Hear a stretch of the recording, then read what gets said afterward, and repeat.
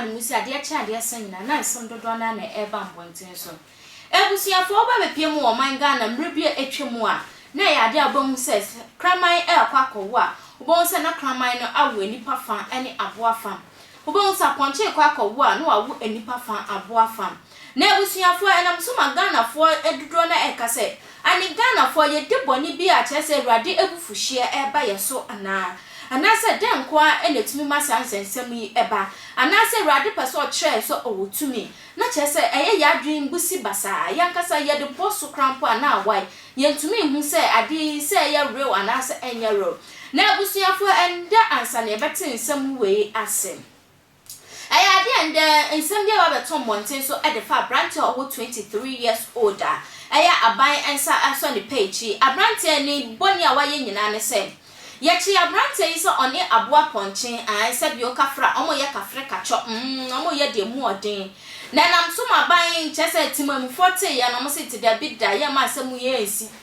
ma chese ye ntena oni ye nye hwan na ye hwe ana mo fra ban ma ban be so abrante page na abrante am ne beton montin so sei na mu nkyeremu etie aposifo akere abrantie goat ya wo yekwani kwadu a wode abono ene se akwakofa ponche ewo enakwan so enkwanta South Divisional Police eni adom kase etwetwe enkomo ena okere de kodi apoti abrantie no ebeye wo ho okere mu se memenda kotonima abosome de toso aduonu ena obi koyi omanfo asotire se abrantie yi ene wo mo ponche bako eda senti odremika ekobo aposifo amane a wokokokere no ewo muso wa mane beli die na nso omanfo no ekere se goat eyere ya wanyinsan efira ware na se esanse odi ya woni mu se ni kunu enne aponche ekokodaye adom kase ebopi na brantie ne twetwe nkomo no wokire mu se wedi enya no kra na emum emre bi atwa mu no oye saade ne bi pen ema mpanifo ya amamre ekum aboa no papa na me ma me amane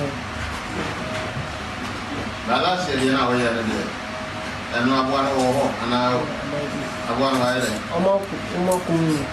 aboa no ni se the no mama na wu ana se but this year we no one we are sure one year pra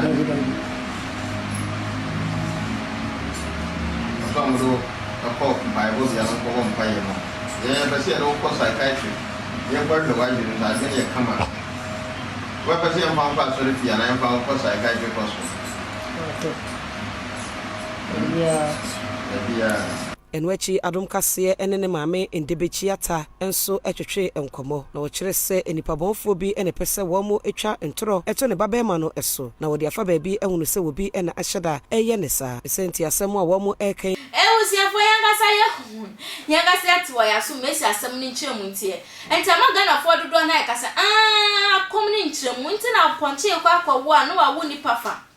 no wa wa ponche fa and abrante una anya nyem ponche no wonder se kra una na mo nkrama ni nyina kan ye mane nkwaji ni nyinse na Ghana ha no se pa de ya de asa wonyim obi nkwada wasa wutumi nji wonyinse ye mane nji ni nyinse no taking responsibilities as a father na so no na ponche no ba akoda de ma sorry a ye to wedding tale nyina no nya ponche no ho ade na wiasem o free wiasem na so koba on di nya mo hu nsam etutrosem esisisem se oba de oba ukofa oba fa ba ko na ndi onda ho na se bi o ka from mo mudina kwan kro mo di ayo mo juma kra okita 30 Ghana 40 Ghana 50 Ghana kra benye bi edi na branch de nkwa da ho abon so na ho nya fa na ana branch de de how a oba yes ade ya bi chen de dodo na nkrofo de aba wo abusuafo fa o de to one mo se na be ametumi akenkan ade ama kai se social media handles ni na attention TV to ba mo dia so be like wa share and wa comment video sin nyina so wo share ma want abom samra ne fra hima echa